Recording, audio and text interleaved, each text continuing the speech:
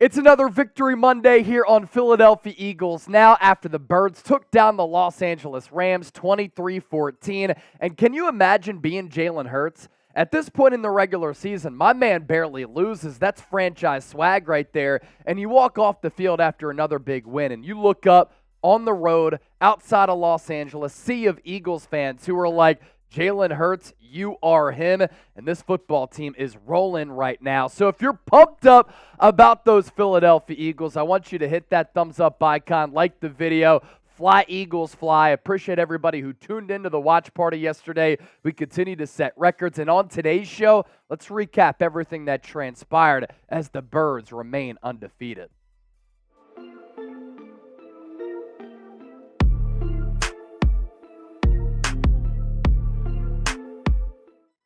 So Nick Sirianni in the locker room after the Eagles left the field and able to beat the Los Angeles Rams, moving that record to 5-0, had this to say: growth mindset.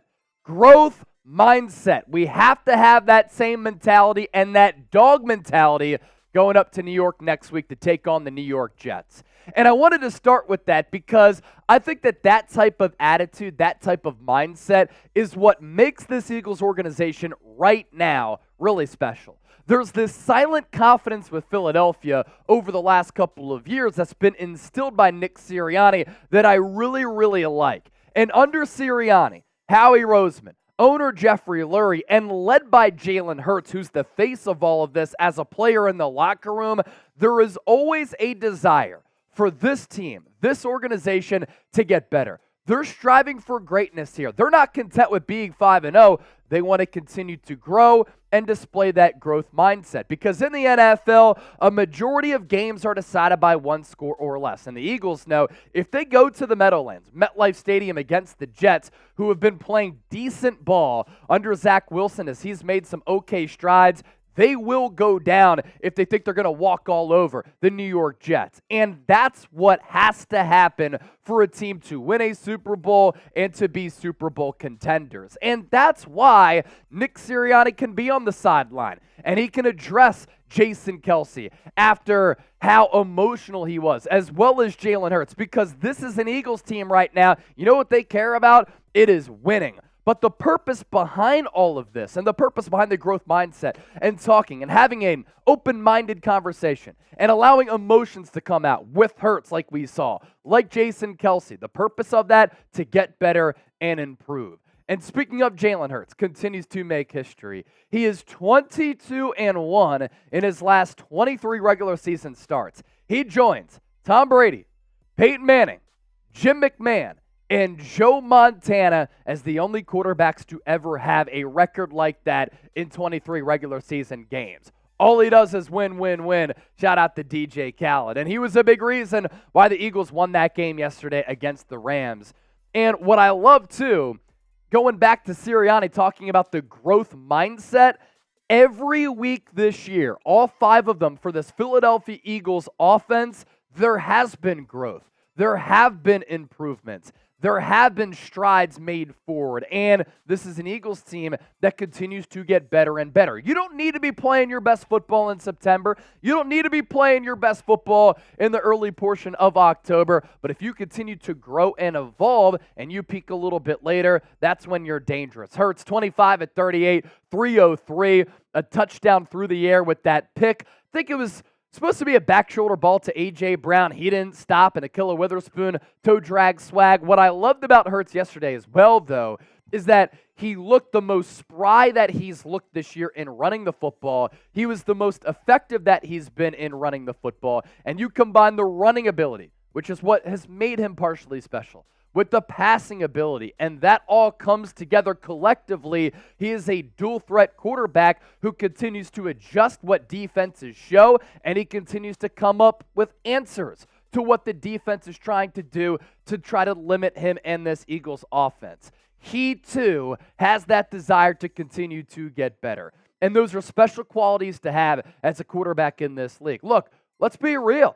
To start the season against New England, it didn't look pretty. Week 2 against the Vikings, it was a little bit ugly. But then in the games since then, and really every single game this year, Hurts has found a way to make winning plays, to win football games, and to be effective and grow.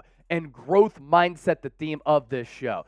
Same can be said for A.J. Brown, who is very frustrated to start the season. But if you don't have him as a top 5 wide receiver in this league, you're crazy. I don't know what you're watching. I said last year I thought he was a top 5 guy. In the last 3 games, he certainly played like one. 433 receiving yards over the last 3 contests. Second most by an Eagle over a 3-game span in 71 years. And A.J. Brown, now 4th in the NFL this year with 541 receiving yards. It hasn't resulted in a lot of touchdowns for him outside of the 2 weeks ago against Washington, but he's given Jalen Hurts a bona fide number 1 target. And we kept talking about Dallas Goedert. Got to get him involved. Got to get him involved. At some point, he's going to break out. And for those of you who tuned into our pregame show in the lead up to our watch party yesterday, one of my keys to the game was the fact that the Los Angeles Rams struggle to defend tight ends. I thought it was a good opportunity for Goedert to get going. And at some point, he was going to break out because up until Sunday's game against L.A., he was held in check, and he wasn't even really a part of the Eagles' offense all that much. That changed in a big way. And when you add the tight end who's catching balls, making plays after the catch like Goedert was, and then you have A.J. Brown, you sprinkle in a little Devontae Smith who's been held in check the last couple of weeks, and then you run the football with Hurts on some of those design runs from Brian Johnson, who also seems to be getting more comfortable with the play calling, and then you start to run the football effectively. This is an Eagles team with a great offensive line that can hit you in a variety of ways. Goedert, best game of the season by far, 9 targets, 8 grabs, $117, and that touchdown on the opening drive, which I loved how Philadelphia sent a statement right from the jump, and the throw from Hurts was nice. Right in between 2 defenders, right on that back shoulder, allowing Goedert to make a play. And for the Birds, you don't want to peak too soon. I alluded to that a little bit earlier, but the thought process is here is that with that growth mindset that Sirianni was alluding to as well, week 1, you don't want to light the league on fire, right? You want to continue to make the necessary adjustments on the fly, adjust to what the opponent is doing, and then you put all this on tape where it makes you really difficult to stop when you're a multifaceted team and you continue to really evolve throughout the course of an NFL season. And back to the start of the show, Nick Sirianni is a great coach for the adjustments that he can make. He has more than a 70% winning percentage. That's the best in the history of this organization. He's surrounded himself with really good coaches as well. And those coaches had developed players in a really impressive fashion. So the Eagles' coaching is very good, on top of the general manager being good, Jeffrey Lurie being a supportive owner, and then this coaching staff able to maximize a lot of the players on this team. And that's evidenced by the job that Jeff Stoutland has done as the Eagles' offensive line coach. Aaron Donald, in 5 games against the Philadelphia Eagles in his career, 0 sacks, 1 tackle for loss, 6 quarterback hits. Sua Opeta had to step in, replacing Cam Jurgens at right guard. Eagles' offense barely missed a beat. Aaron Donald goes up against Lane Johnson. Lane Train continues to lock him down and be the best right tackle in the game. And when you can provide that protection in the pass game, when you're running it with Hurts or those running backs, and in the run and pass game, I should say, it all starts up front with Jeff Stoutland and that Eagles offensive line, and they did not allow Aaron Donald to really take that game over. They held him in check, and that was a massive key to this football game. Before we continue to keep it moving on this Victory Monday, want to say thank you to the Bird Gang for your continued support of everything that I do here on Eagles Now, in addition to producer Chip here to my right. Watch party against the Rams. 100,000 people tuned in all throughout the day. We picked up 1,300 plus new subscribers, and we're currently at 56,644. Let's get to 57K. Let's continue to grow the Fly Eagles Fly empire right here at Chat Sports. Let's segue to this now, because while there's some good things with what the Eagles did yesterday, coaching, Jalen Hurts, A.J. Brown, Dallas Goedert, we'll get to the defense here in a few moments. Some concerns with the Eagles offense here, and this illustrates a good comparison between this year's team and last year's team. The Eagles offense in 2022 maximized their opportunities. They were second in touchdowns, 31st in field goal attempts. This year, it's a lot different. They're about middle of the pack in touchdowns, and they are number 1 in field goal attempts. So they're moving the ball. They've had some explosive plays. they're making adjustments, they're making improvements, but when the field gets condensed and they get inside the 20, sometimes they're not able to capitalize those red zone trips into touchdowns. And if you're able to change that a little bit, where you go from first and field goal attempts to about midway through the NFL as far as those rankings go, and you're scoring 7 instead of 3, think about how scary this Philadelphia Eagles team can be when they put it all together. And you see how I'm tying everything together on today's show? We start with growth mindset, and then we talk about the fact that if the Eagles put this all together, they're going to be really difficult to beat. And some of this comes down to Nick Sirianni not being as aggressive as he was last year in settling for field goals and not going for it in a couple of different situations. Elliott Shore-Parks, WIP, pointed this out on Twitter, and these are down in distances where Sirianni last year may have gone for it in this same spot. For whatever reason this year, he hasn't been as aggressive. He's been a little bit more calculated. We know the Eagles rely a lot on analytics, but 4th and 3 from the New England 33, they kicked the field goal there. 4th and 6 from the Minnesota 6, they went for 3. 4th and 3 from the Washington 30, they kicked the field goal with Jake Elliott. 4th and 3 from the LA 16, they kicked the field goal as well. It's great that Jake Elliott has been nearly automatic, knock on wood, right? But the Eagles have to find a way to capitalize, turning those trips into touchdowns and not just field goals. Next up, let's talk some defense. Defense. Because they made some great adjustments after halftime, and Sean Desai outcoached Sean McVay. I'm going to explain you how coming up right around the corner. First, though, Philadelphia Eagles now is sponsored by GameTime. If you're looking for last-minute tickets, this is the only app that you should be using. It's the only app that I use, as well as producer Chip.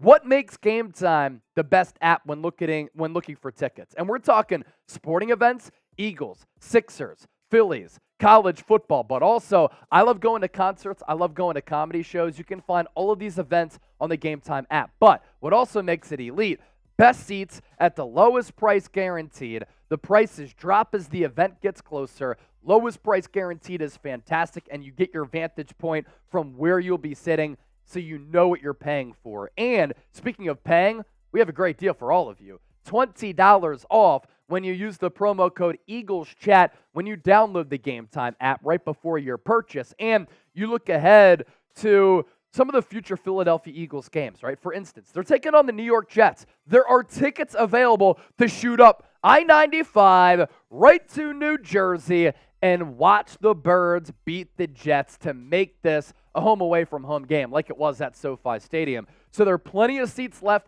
at MetLife. What's also cool, you're looking at MetLife Stadium here. You can look where you can sit and get those prices for where you'll be sitting. And then for some Eagles home games too, you look ahead a little bit, some good games on the Eagles docket. Dolphins, Eagles, you have Cowboys, Eagles, still tickets available for those matchups.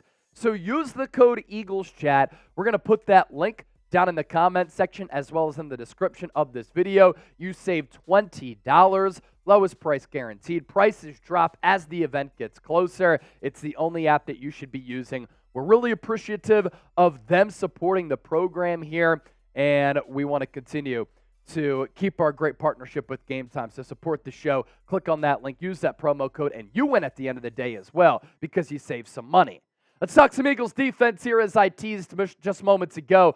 Kudos to the Philadelphia Eagles defense. Look, in the first half, it wasn't looking pretty for this bunch. Matthew Stafford linking up with Cooper Kupp as Kupp made a season debut coming off IR due to that hamstring injury. Puka Nacua was making a couple of really good plays, and he's been really good for Los Angeles. 5th-round pick out of BYU. Looks to be a steal. And in the first half, Stafford to Kupp to Nacua. The Eagles secondary was really struggling. Bradley Roby was not on the field for that first drive. Eli Ricks, Mario Goodrich were. And in the first half in total, the Eagles gave up 14 points on consecutive offensive drives. And Nick Sirianni talked about that in the locker room to the team after the game. The second half, though, what did the Eagles do? And what do you have to do to become an elite team in this league? And what do great coordinators do?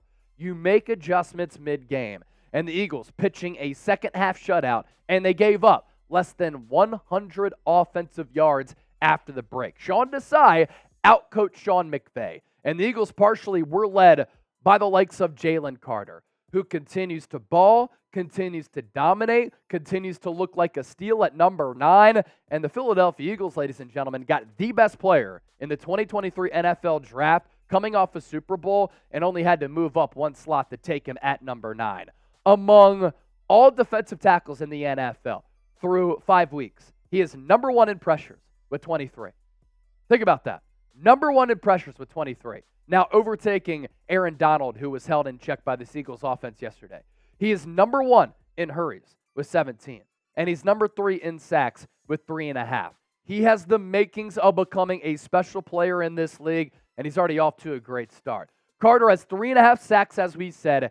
Every other rookie defensive tackle in the NFL combined has 3.5 sacks. Brian Breesy out of Clemson, Dante Stills, Kobe Turner. We talked a little bit about Breesy going into the pre-draft process. Those notes from Ruben Frank. Appreciate Rube for that. And then he also outlined this, the most sacks by Eagles rookie defensive tackles. So let's do the simple math as we look ahead here. We're 5 games in, and Jalen Carter has 3.5 sacks, right? 9.5 was the record set by Corey Simon in 2000. Fletcher Cox had 5.5 in 2012, first-round pick out of Mississippi State. The late, great Jerome Brown out of Miami. Jalen Carter, and then Mike Patterson, 2005, out of USC. He's on this path right now where he only seems to be getting better and better. And he leads this team in sacks as a rookie. This is a Philadelphia Eagles squad that had 70 of them last year. A little bit of a slower start to begin the 2023 campaign, but Carter's 3.5 leading the bunch. Hassan Reddick with a double-dipper yesterday as he kind of salted that game away, serving as the closer like Craig Kimbrell. Shout out to the Phils. Ring that bell. Nicholas Morrow with 3, Josh Sweat 2.5, and Jordan Davis with 1.5. This Eagles defensive line is really overpowering the opposing offensive line throughout the course of a 60-minute ball game. And how great was it to see Hassan Reddick finally get 2 sacks? Like last year, had 16, 3.5 in the playoffs, 19.5. That led all players in the NFL. He was 4th in Defensive Player of the Year voting. This year, had the cast on his thumb, a little bit injured, barely practiced or partook in any offseason activities. When I talk about training camp and in the preseason, starting to find his footing, starting to find his groove. He got that first sack against Washington last week, 2 more against Matthew Stafford, and those 2 back-to-back sacks on consecutive plays in which he had that bent, he had that speed. He bear crawled toward Matthew Stafford on one of them and then took him down on the other. He looks good, and if Hassan Reddick can continue to kind of have these big sack performances, it makes everybody else's job along that defensive line a lot easier. And I thought Sirianni made a good point after the game saying sacks come in bunches. And right now for Reddick, that seems to be the case. Other notable notes that I want to get to, and this has to do with some of the snap counts for some Eagles players. Sua Opeta played great football yesterday. People went out of their way to say he stepped in and played great football in replacing Cam Jurgens, who's going to be out for at least 4 games going on IR with that foot injury suffered last week against the Washington Commanders. It is time to bench Quez Watkins. I said it during the watch party. Olamide Zaccheaus is so much better. I don't care about the speed element anymore. Zaccheaus is the better player. How about Bradley Roby? He signed a few days ago. We talked about it on Eagles Now, and then he plays 25 snaps, and I thought he played well. Like, can you imagine just being at the crib, training a little bit, you're not with the team, and then the Eagles call you up, yeah, we're undefeated, we're looking to go back to the Super Bowl for the 2nd consecutive year, we're actually going to need you to play this week, and we're going to put you on Cooper Kupp. You cool with that? Bradley Roby passed the test. Mario Goodrich, Eli Ricks. While they didn't play great to start the game, it's important for these young players to get reps. You get better with reps, and to see Ricks go up against Cooper Kupp, to see Mario Goodrich have to defend some good receivers on that Rams side, that's good for the growth of this football team and their experience because Philadelphia might need those players to have more of a role as the season progresses. If you made it this far on today's show, it's a Victory Monday. You got to be pumped up. Don't forget to hit that thumbs up icon, like the video. Give me a Go Birds down below. And as always, EAGLES, Eagles. We're live tomorrow on Eagles Now. Do not miss it. We'll catch you on Tuesday.